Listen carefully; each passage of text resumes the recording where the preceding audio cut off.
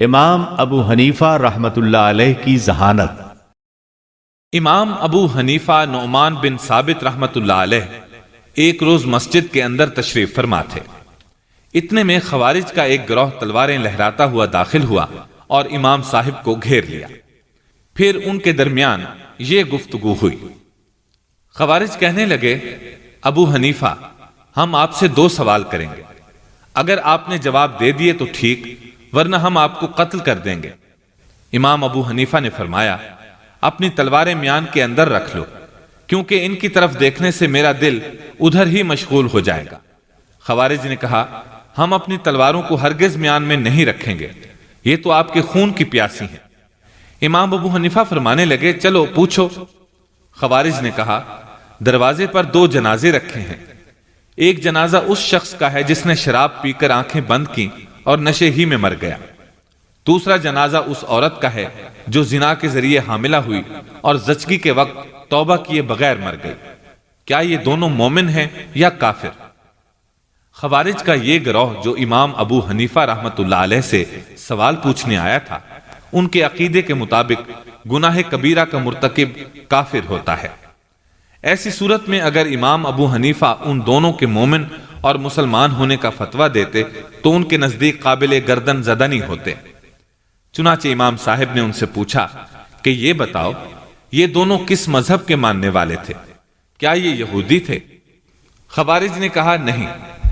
امام ابو حنیفہ نے پوچھا، نصارا تھے؟ خوارج نے کہا، نہیں۔ امام ابو حنیفہ نے پوچھا، مجوسی تھے؟ خوارج نے کہا، نہیں۔ امام ابو حنیفہ نے پوچھا، بت پرست تھے؟ خوارج نے کہا، نہیں۔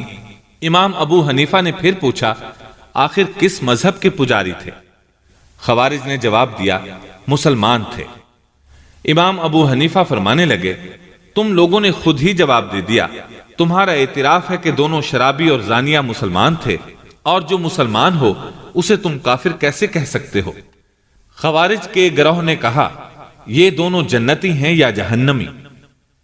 امام ابو حنیفہ فرمانے لگے، میں بھی ان دونوں کے بارے میں وہی کچھ کہوں گا جو خلیل اللہ ابراہیم علیہ السلام نے اس آدمی کے بارے میں کہا تھا جس کی برائی ان دونوں سے بڑھ کر تھی۔ فمن تبعنی فإنہ منی ومن عصانی فإنک غفور رحیم۔ میری تابعداری کرنے والا میرا ہے، اور جو میری نافرمانی کرے تو بہت ہی معاف کرنے والا، رحم کرنے والا ہے۔ نیز میں وہ کچھ کہوں گا جو روح اللہ حضرت عیسیٰ علیہ السلام نے ان دونوں سے بڑے گنہگاروں کے بارے میں کہا تھا۔ ان تعذبهم فإنهم عبادك وإن تغفر لهم فإنك أنت العزيز الحكيم۔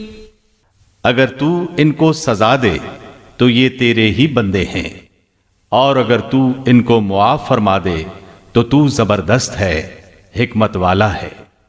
یہ سننے کے بعد خوارج کی تلواریں میانوں میں واپس چلی گئیں اور وہ امام صاحب کو کوئی ایذا پہنچائے بغیر رخصت ہو گئے۔